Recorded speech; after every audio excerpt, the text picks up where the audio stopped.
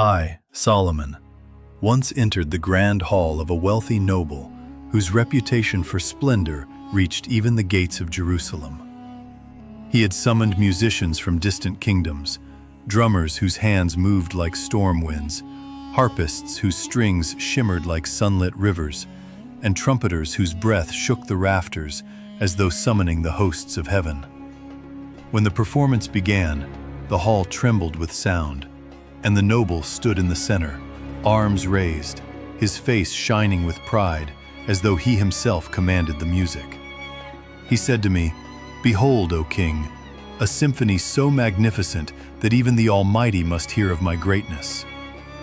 But as the music thundered, I felt no peace, only the hollowness of echoes chasing echoes.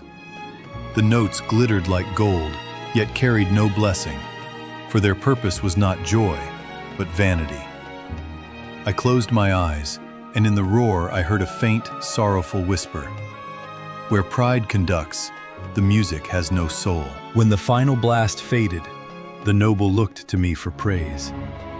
Instead, I asked, "Tell me, did you hear the melody, or only your own name?" He faltered, unsure of my meaning.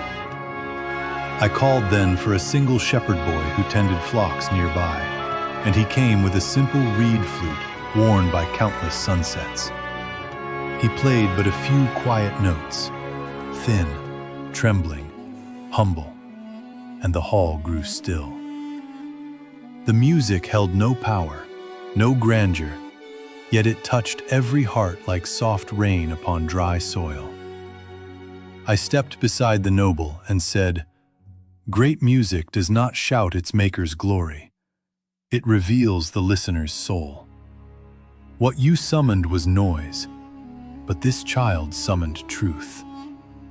And the noble bowed his head, for in the fragile whisper of a shepherd's flute he heard, at last, the silence of his own pride.